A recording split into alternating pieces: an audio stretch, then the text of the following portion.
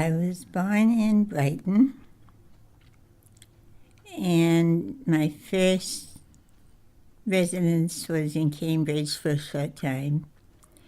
And then my grandfather's brother, our uncle, had a home in East Boston. And so we moved to East Boston. And that was probably in 1923. And we lived there until I was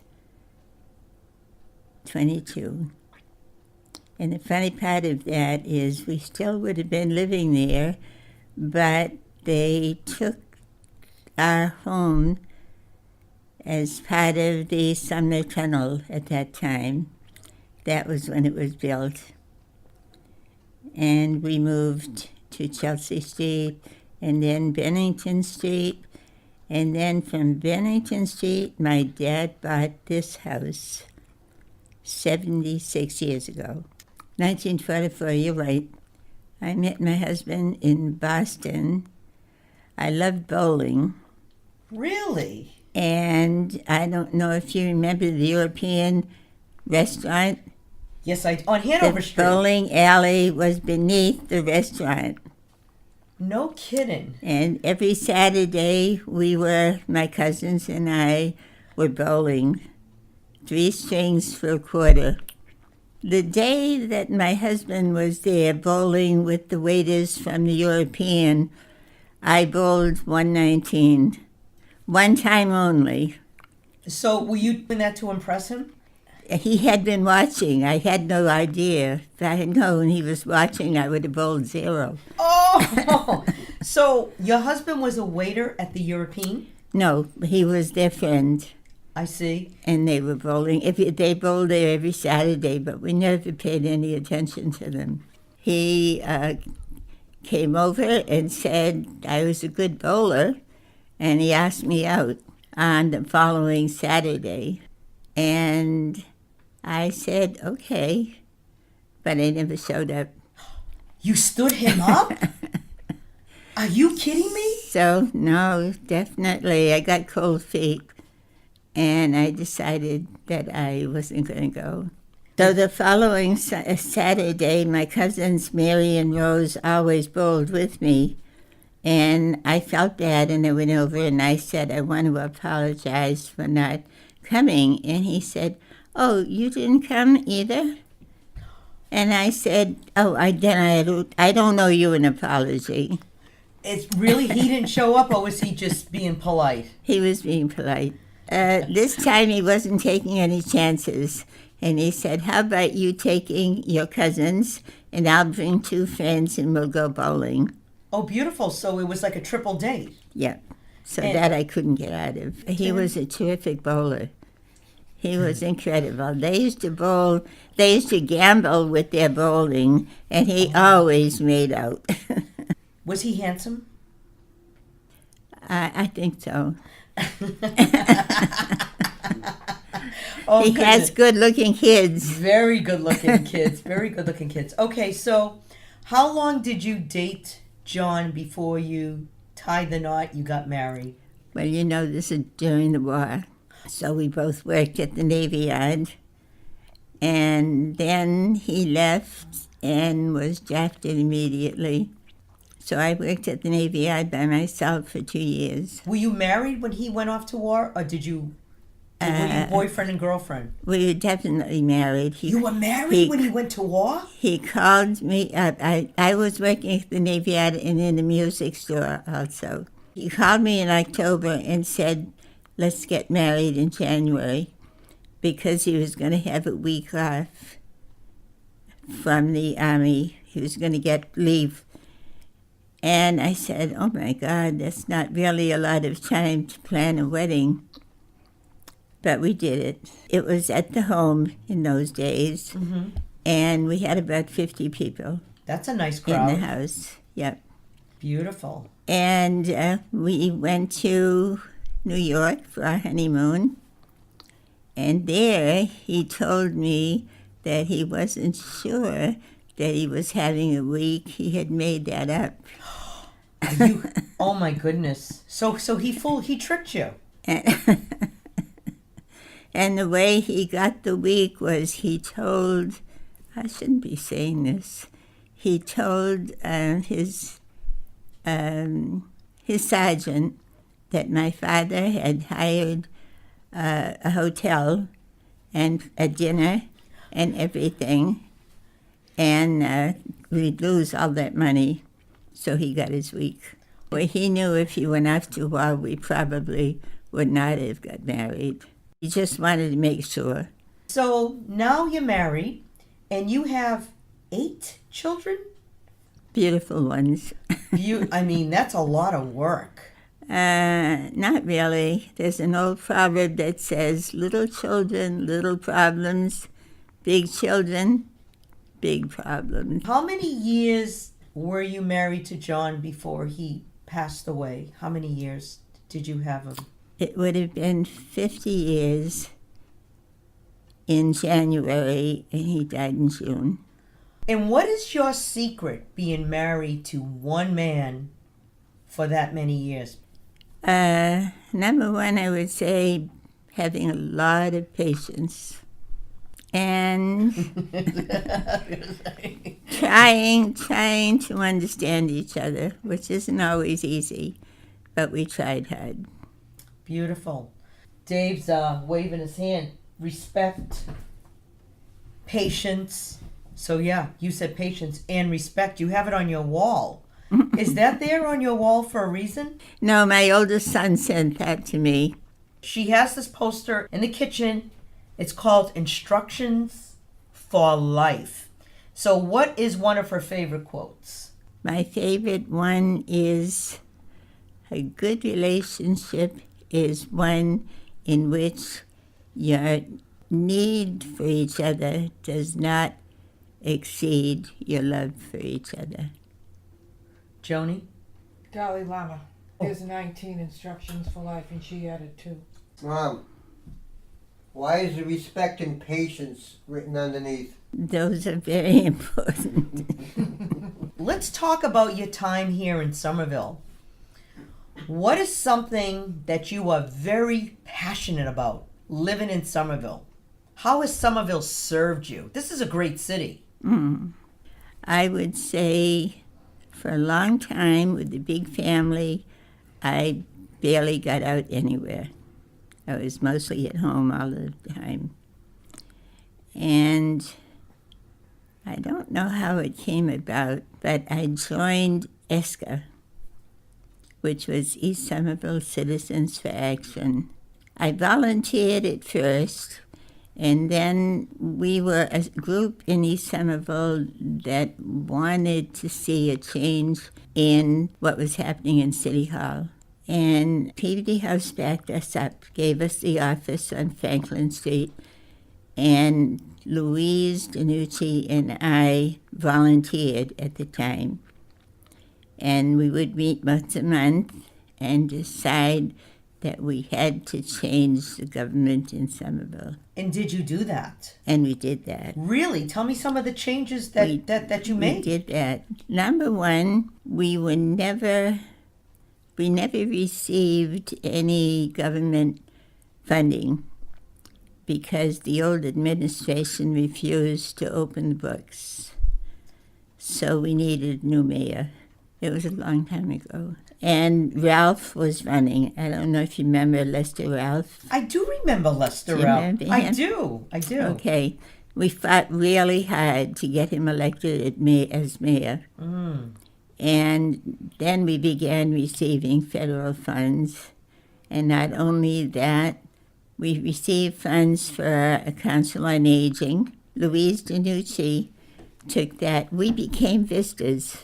Vista is a volunteer in service to America. That was under the Kennedys. Ask not what your country can do for you, but what you can do for your country. And now the stipend that we were paid was $50 a month. And Louise was in charge of the elderly program on Cross Street. And I was in charge of tutorial programs, opening the schools up in the evening. We worked really hard on that. I don't know, you must remember Paul Duhamel. I was working in the office late one night on Franklin Street. But anyway, he came in and he said, I'm Paul Duhamel and I'm with the church and I have some money to do some community organizing, and I hear that Somerville is a pretty great city for that. And I said, we are indeed, we can use your help. And he said he had only enough money for his salary, and that's it, nothing else.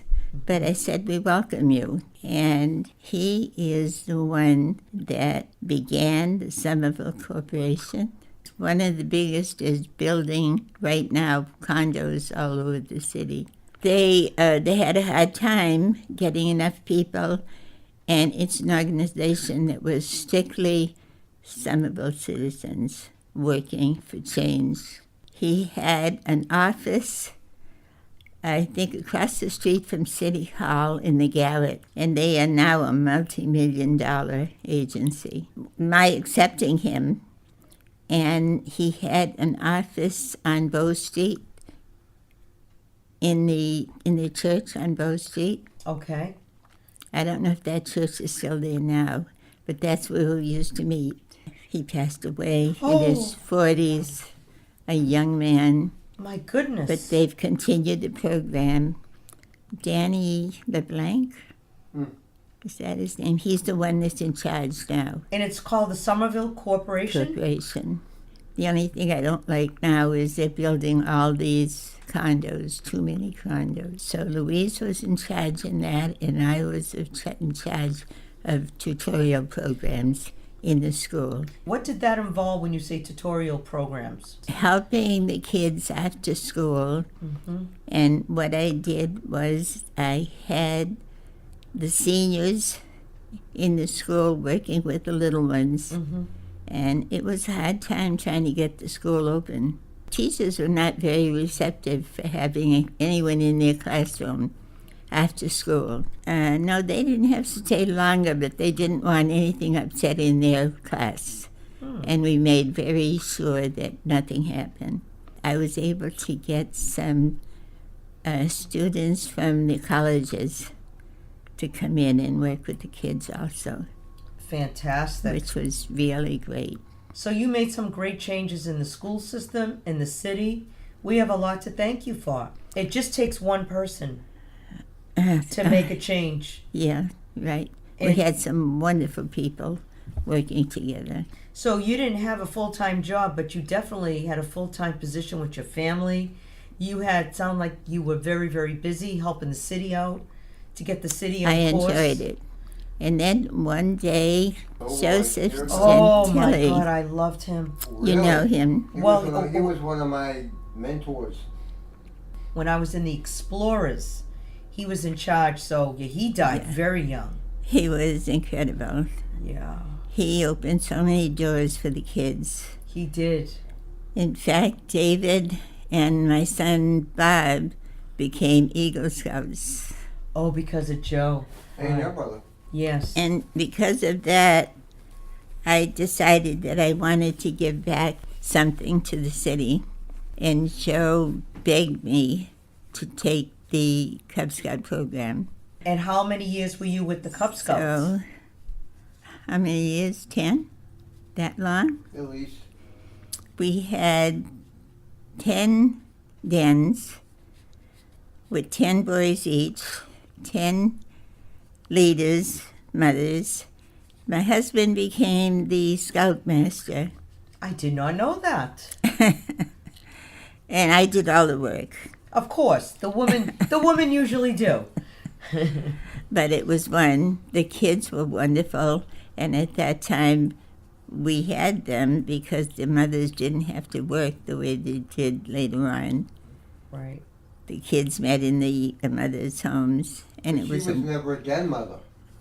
She organized all the other den mothers and kept it going, but she was never a den mother. Isn't that interesting? it was a wonderful time. So you've done a lot in Somerville. And now you are 97 years old. You have 8 children, and how many grandchildren do you have? 4 beautiful granddaughters. Beautiful. Do you have great grandchildren or no? No. Okay. And what is your biggest takeaway?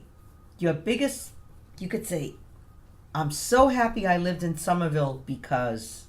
Because it's a great city, for one. There was a lot of community involvement. We were able to get a mayor in. In fact, I wrote up the proposal for the first American city, that award that we got. The All American Award, we received it 3 times. The first one I wrote. I had no idea. Do you remember Carla Johnston? Was in charge of the Department of Urban Renewal, and I worked for her. It was my first real job. How long were you there? 2 years, maybe. 2 years. Okay. It was wonderful. You're quite the mover and shaker. You're not just a housewife, I was for a long time. but for someone who was a housewife, you got politically involved and changed the city. Is it because of you that we won the first All-America Award in this city? Was it Well, what you wrote? It was because of what I wrote, but what I wrote about was a senior center, a clinic that some of our people connected with ESCA fought to have a clinic because it was very difficult to get to Somerville Hospital, and Head Start. Okay. Head Start. Yeah. All of these programs came into the city.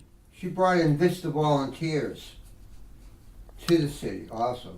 Oh, I forgot about that. Tell me about the Vista volunteers that you brought into the city. Louise and I, Louise with the elderly, we volunteered. And then we heard about this program, so we went to Boston to the Custom House. At that time, that was the tallest building in the city, I remember that. the Custom House. Right. I know. Can you imagine? And we signed up. It was $50 a month. And Louise worked with the elderly, and I worked with all these other programs. And at the end of the year, I was promoted to Vista Leader. I could have 6 people that would be paid a stipend also, and I could place them in any of the places that I thought needed help. So Louise went into a small storefront on Broadway with her first elderly program. And I worked on the tutorial program, and I gave Paul Duhamel 2 vistas and 2 vistas for the Full Circle School. Okay. They were struggling, and the Council on Aging. So they were on for a year. I was on for 2 years as a leader, and I loved it. Now, were you involved with St. Benedict's Parish at all? Not really, just Okay. going to Mass on Sunday. Sure. Okay. Lois and Jeremy, Who is Lois and Jeremy? I hear your son saying Lois and Jeremy. they had a teenager thing going in Esker. Lois and Jeremy. Oh, we fought so hard to have a teenage program for kids. Oh, and I was on the board of EMOC, that's the one, the Community Action Program. In fact, that leads to another story. Okay. Let's hear the story. Absolutely. We were associated with Malden. I was on the representing the poor on the board. And from that, I went to representing the city of Somerville when I was working for Carla Johnston. Okay. And there were some financial problems with the director of EMOC, and he was fired. And the board got together to decide who would be the new director, and I was amazed. I was chosen as the director I'm not surprised. of the community action. The one thing that upset me very much were the headlines in the Medford newspaper on the front page that said, "Mother of 8 elected director of EMOC." Why is that so bad? I think that's fabulous. Have you ever seen a father of 8 elected as a director? No. No, no. That was why. I mean, but it shows that you're like a superwoman. I was. I mean, you could I do was- this and you could do that. It's pretty Yeah. huge. So we were in deep trouble. The director, but he was fired anyway, and the situation was really bad. We were in danger of losing our funding, and I had the secretary there, Phyllis Chambers, was an unusual and a wonderful person, very dedicated to the city, and she helped me in a lot of areas that I was not that familiar with. And we got our funding restored, paid all the Beautiful. debts. What happened was he wasn't paying taxes, and that's the worst sin that you can commit. Yes, some people like to take shortcuts. We're going to wrap this up. What would you tell young people coming into Somerville today? What would be your words of wisdom? I would encourage them to make sure they got an education. The point I'll make for that was I was hired because I did not have a certificate from college. The director was paid $23,000, and when I became the director, I was paid $15,000. Oh, that's not fair. And it works great with my granddaughters. I told them that story, that little bit of paper that showed the extra education they Right. had was worth all that money. Well, you heard it here from Fran Caruso from Lincoln Street. Thank you so much for taking the time. You are pretty amazing, and get an education and have 8 kids if you want, but make sure you have a husband because it really helps. Thank you, Fran. You are such Thank a you, so Joanne. beautiful. Thank you so much. Thank you. Today I'm here with Fran Caruso, 97 years old. We just did an interview. So, Fran, what is the one phrase in this whole world that you would love to hear today? What would you love to hear today? To hear that all 8 of my children love me. That all 8 of your children love you. Well, I know they love you. What's there not to love? This is Fran. She is a love bag. Love this woman. And I don't mean a bag. I mean everything about her. She is a container of love. Thank you, Fran. Thank you. You're beautiful.